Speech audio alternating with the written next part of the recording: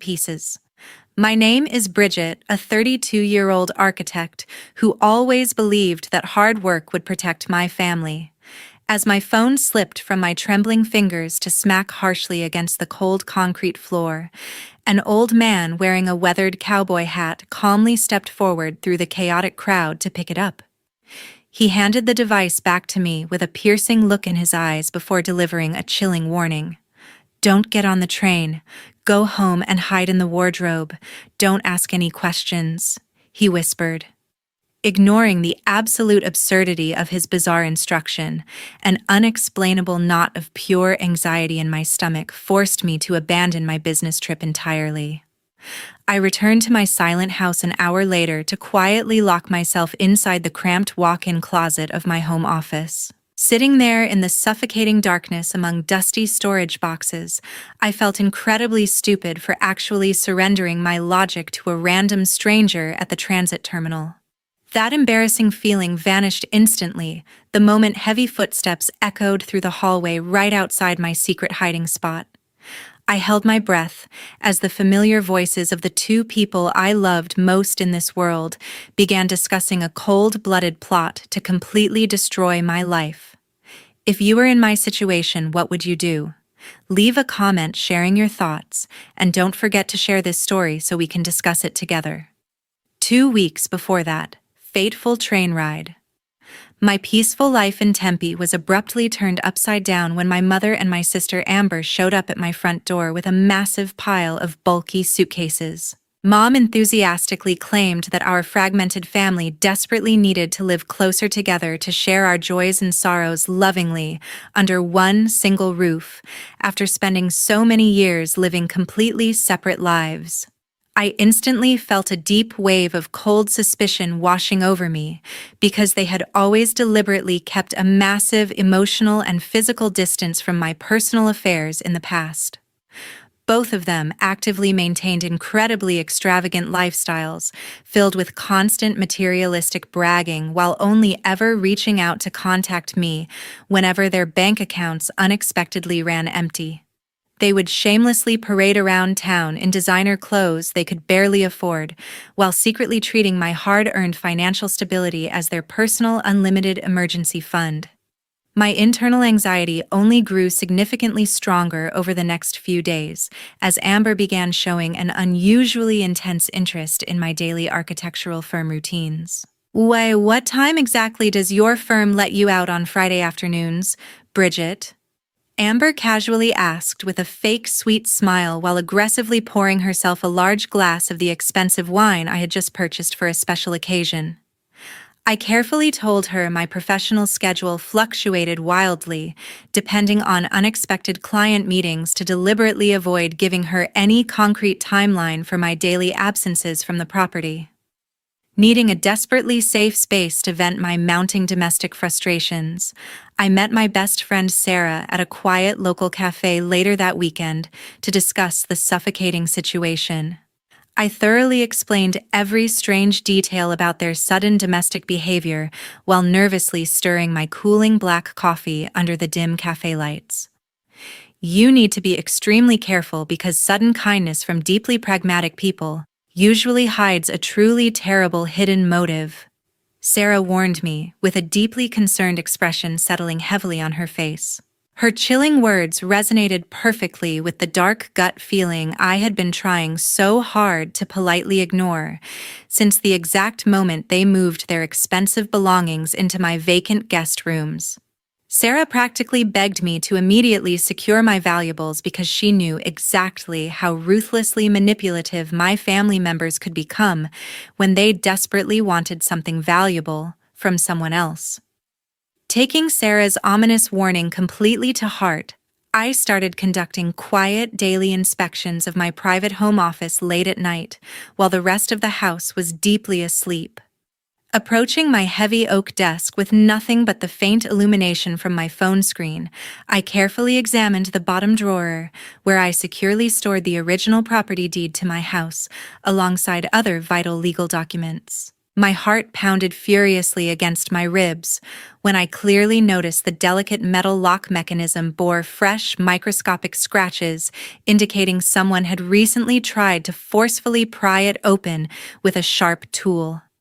I gently ran my trembling fingers over the damaged metal surface while finally realizing the terrifying truth about their sudden, unnatural desire for heartwarming family bonding. Instead of furiously confronting them directly with my alarming discovery, I made the calculated decision to maintain absolute silence and convincingly pretend everything was perfectly normal in our supposedly happy household. I cheerfully cooked a lavish breakfast for them the very next morning, while secretly raising my mental defenses to the highest possible level against my own flesh and blood. I knew rushing into a loud screaming match without concrete, unarguable evidence would only make them cleverly change their devious tactics, so I simply waited patiently in the shadows for them to make their next critical mistake. At exactly 8 o'clock on that fateful Wednesday morning, I was rushing through the wind-swept Tempe train station to catch my usual commute when the life-changing incident occurred. My fingers were slippery with sweat from the humid Arizona morning air, causing my expensive iPhone to suddenly slide out of my grip and crash violently against the unforgiving concrete floor right in the middle of the surging crowd. Before I could even bend down to retrieve my scattered belongings, a mysterious old man named Mr. Harrison, wearing a wide-brimmed cowboy hat, stepped forward to calmly pick it up from the dusty ground. He handed the device back to me while looking directly into my soul with an icy stare that made the tiny hairs on the back of my neck stand up in pure terror. "Bridget, you must not board this train today. Go home immediately and hide yourself inside the wardrobe without asking a single question," Mr. Harrison whispered, with a voice that sounded like grinding gravel. I stood frozen on the bustling platform for several long seconds while feeling a profound sense of internal conflict between my professional responsibilities and this chillingly specific warning from a total stranger. My logical mind screamed at me to simply ignore the crazy ramblings of an eccentric local and proceed to my high-stakes architectural meeting with our firm's biggest investors. "Are you all right, miss, or are you waiting for someone special?" a passing commuter asked, while glancing curiously at my pale face as the loud train whistle signaled its final departure from the station. Taking a shaky breath while clutching my phone tightly against my chest, I finally surrendered to my overwhelming gut instinct and pushed my way back through the heavy glass exit doors.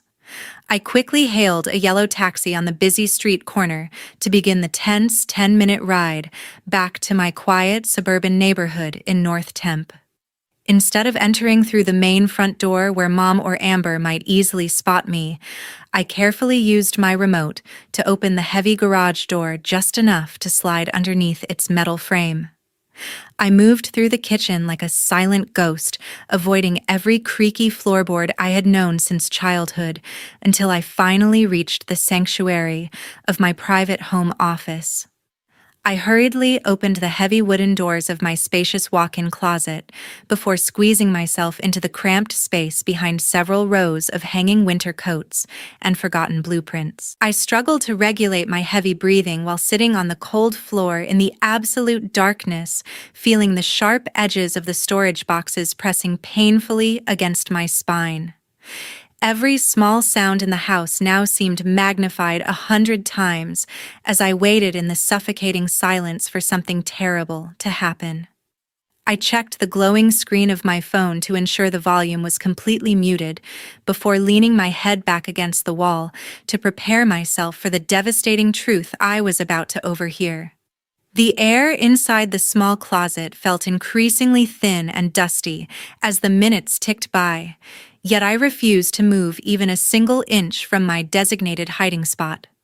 Approximately 20 minutes later, the unmistakable heavy footsteps of Mom and Amber echoed sharply down the hardwood hallway before coming to a sudden halt right inside my private home office. Believing their unsuspecting prey had already departed for a long day of architectural meetings, they began a frantic and systematic search through my filing cabinets to locate the original property deed. I sat frozen in the suffocating darkness of the wardrobe as the loud sounds of drawers being violently forced open filled the small room with an aggressive energy. Amber, you need to find that blue folder immediately, because the notary is expecting our call before the banks close this afternoon. Mom commanded with a cold urgency that I had never heard in her voice before. My heart felt like it was being squeezed by a giant icy hand as I listened to them discuss the horrifying details of forging my legal signature on a power of attorney document. They were openly planning to seize my inheritance and sell my sanctuary to the highest bidder behind my back, while I was supposedly working hard to provide for them. The brutal reason for this betrayal finally surfaced when Amber admitted her secret gambling debts had spiraled out of control to reach nearly $80,000 in high-interest loans. Instead of holding her responsible for her reckless actions, Mom calmly agreed that stripping me of my only asset was the only logical way to save her favorite child from financial ruin. Bridget always has a way of making more money with her fancy career, so she will eventually recover from losing this old house. Amber muttered with a chilling lack of remorse that made my blood run cold. I reached into my pocket with trembling fingers to retrieve my phone, carefully pressing the record button to capture every single word of their heartless conversation. My hands shook so violently that I feared the slight rustle of my clothes would betray my location, yet I remained perfectly still in the dusty shadows. A devastating mixture of raw emotional pain and white-hot fury surged through my veins as the realization of my true status in this family became undeniably clear.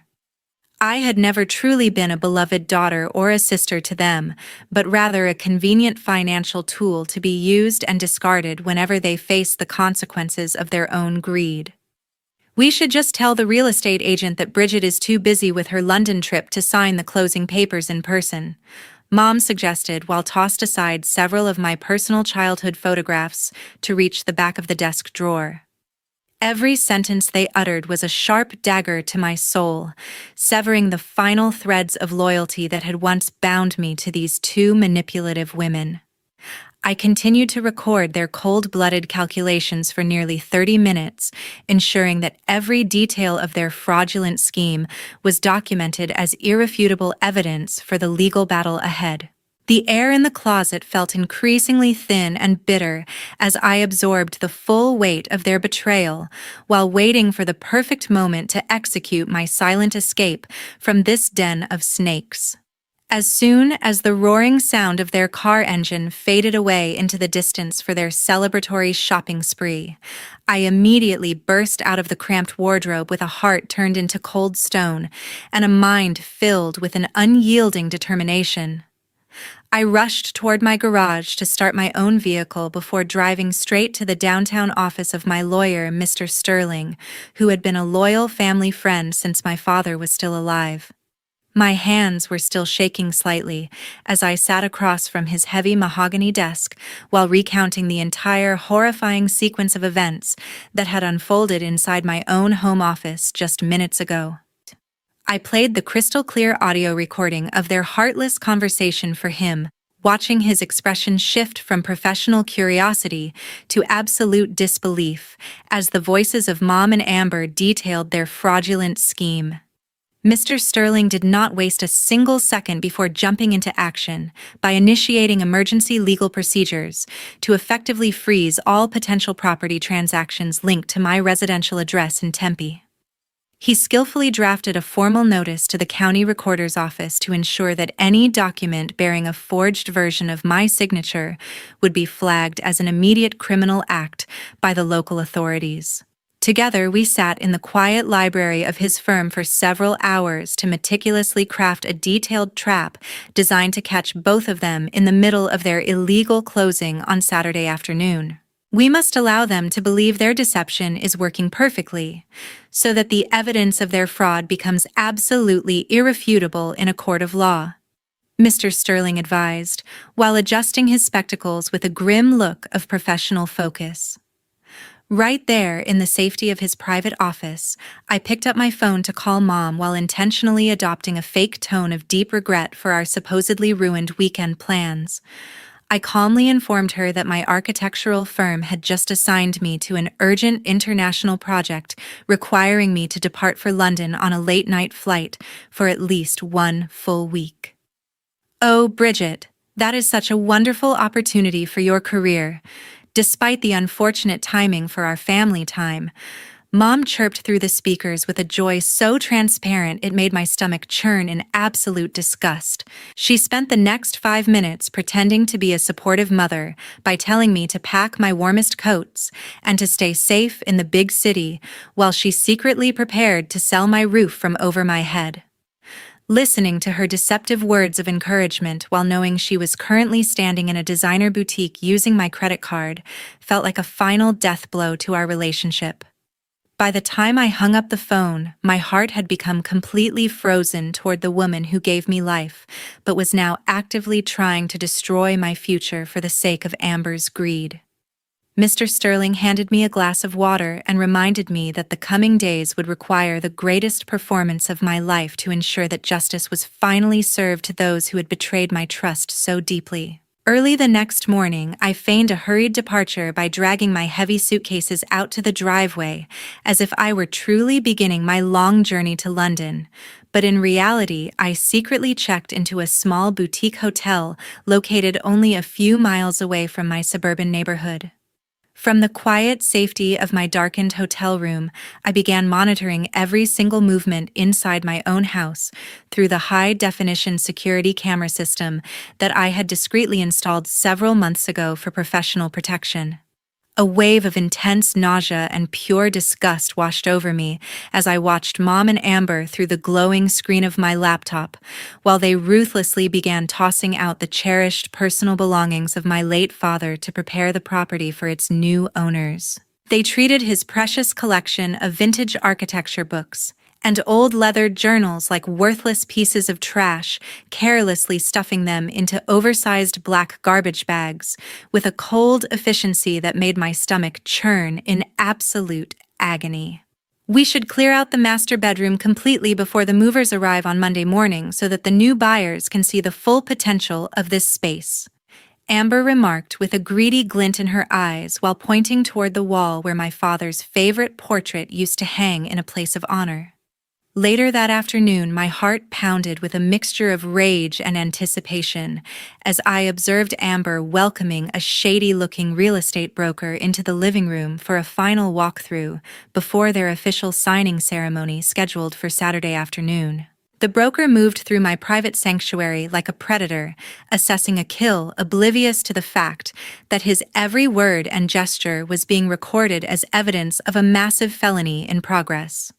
While I was submerged in the shadows of my temporary hiding spot, my phone buzzed with a short but decisive text message from my lawyer, Mr. Sterling, who confirmed that he had finalized all the necessary legal documentation and was now fully prepared to coordinate with the local police department to catch both of them red-handed at the exact moment of their ultimate deception.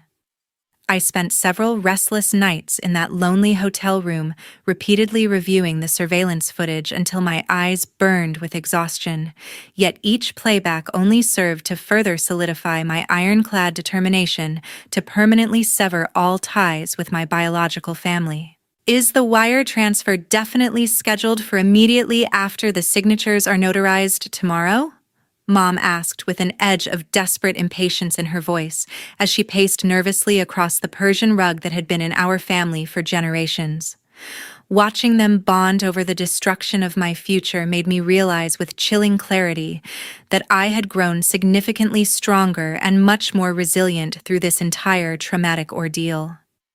I finally understood the harsh reality that offering blind kindness without the stern protection of the law was nothing more than a dangerous form of foolishness that invited predators into my home under the guise of family. By the time the sun began to rise on Saturday morning, I no longer felt like a grieving victim of betrayal, but rather like a focused strategist who was ready to deliver a final, unyielding blow to the people who had mistaken my generosity for weakness. Every piece of evidence was now securely stored in multiple cloud locations, ensuring that no amount of lying or manipulation from Amber or Mom could ever erase the digital proof of their crimes against me. At exactly 2 o'clock on Saturday afternoon, the atmosphere inside my living room became thick with a palpable tension as the real estate broker slowly placed the thick stack of closing documents onto the coffee table. Both Mom and Amber were dressed in their most expensive designer outfits to exude an aura of wealthy sophistication, while they warmly welcomed the prospective buyers with fake smiles and practiced grace. They were visibly trembling with a greedy excitement at the prospect of immediately receiving the massive sum of $700,000 from the fraudulent sale of my private sanctuary. I watched through the hidden camera feed as Amber reached for a sleek gold fountain pen, her hand hovering over the signature line, where she intended to forge my name on the most critical legal document of the entire transaction. This house has been in our family for generations, and we are just so happy to see it go to such a lovely young couple. Mom lied with a sickeningly sweet voice that made my skin crawl with absolute revulsion. Just as Amber began to lower the pen to the paper to finalize their betrayal, I pushed the front door wide open while accompanied by Mr. Sterling and two stern-faced police officers from the Tempe department. The sudden intrusion caused everyone in the room to freeze in utter shock as the color drained from Amber's face until she looked like a ghost staring at her own demise. I walked toward the center of the room with a cold and unwavering gaze, pulling out my phone to play the crystal-clear audio recording of their earlier conversation right in front of the stunned broker and the law enforcement officials. The room was filled with the haunting sound of their own voices meticulously planning to steal my inheritance and leave me homeless for the sake of Amber's gambling debts. Mom immediately collapsed onto the velvet sofa while beginning a frantic and desperate explanation about the supposed bonds of family love and the extreme financial hardship of her eldest daughter. "Bridget, please try to understand that we were only doing this because your sister was in such a dangerous situation with her creditors," she wailed with crocodile tears streaming down her cheeks in a pathetic attempt to manipulate my emotions one last time. Amber tried to snatch the forged contract from the table to destroy the evidence of her crime, but the officers were much faster and moved in to restrain her before she could interfere with the legal proceedings. They firmly placed her in handcuffs while seizing the signed documents as ironclad proof of her intent to commit a serious act of federal wire fraud and identity theft. I stood perfectly still amidst the chaos of their screaming and pleading, feeling a profound sense of justice finally replacing the heavy burden of betrayal I had carried since that morning at the train station. The real estate broker hurriedly gathered his things and fled the house in a state of absolute disbelief, while the police began the formal process of arresting Amber for her numerous felony offenses. Watching my own sister being led away in restraints, while Mom begged for a mercy she never showed me, was the most difficult yet necessary moment of my entire adult life. I realized then that the woman standing before me was no longer my mother, but a stranger who had willingly chosen a criminal path over the safety and well-being of her youngest child. As the police car carrying Amber disappeared around the corner of the street, I stood silently watching my house while knowing deep in my heart that it would never be a sanctuary for me again. Without allowing any room for further negotiation or hollow apologies, I immediately served Mom with a formal eviction notice right there in the middle of the afternoon. Under the strict property laws of Arizona, Amber now faced severe federal legal consequences, including multiple felony charges for identity theft and large-scale real estate fraud. I made the painful but necessary decision to put the old house on the market, choosing to move to a completely different city in Arizona to start a brand new life of true freedom and peace. I chose to sever all forms of communication with both Mom and Amber because I finally understood that offering forgiveness at this stage would only be an act of enabling their inherent evil. By the time the sun set over the desert horizon, I had already packed my most essential belongings and left the keys with Mr. Sterling to handle the final sale of the property. Before we conclude today's intense story, let us take a moment to reflect on the devastating reality that Bridget had to face within her own bloodline. Do not hurry to click away from this video, because the lessons hidden in this betrayal are vital for anyone navigating complex family dynamics in the modern world. From a creator's perspective, this story serves as a powerful reminder that biological ties should never be used as a free pass for psychological or financial abuse. We often feel an immense social pressure to forgive our family members regardless of their toxic actions, yet Bridget's journey proves that setting firm boundaries is sometimes the only way to survive. True independence is not just about having a successful career or owning a home, but it is also about having the courage to walk away from people who treat your kindness as a weakness to be exploited. Generosity without the protection of personal wisdom and legal boundaries is merely an invitation for predators to enter your life under the guise of love. If you were in Bridget's position, would you have the incredible strength to call the police on your own sister and evict your own mother after such a betrayal? Perhaps some of you believe in offering a second chance, or maybe you have a completely different strategy for handling such a deep-seated domestic conspiracy within your own household. I am truly interested in hearing your personal perspectives, so please share your thoughts and comments in the section below to start a meaningful conversation with our community. Thank you so very much for staying with us until the very end of this emotional journey, and for supporting the values of justice and self-respect that we promote here. We truly appreciate your loyalty and encourage you to share this story with anyone who might need a reminder that their peace of mind is worth more than a toxic relationship.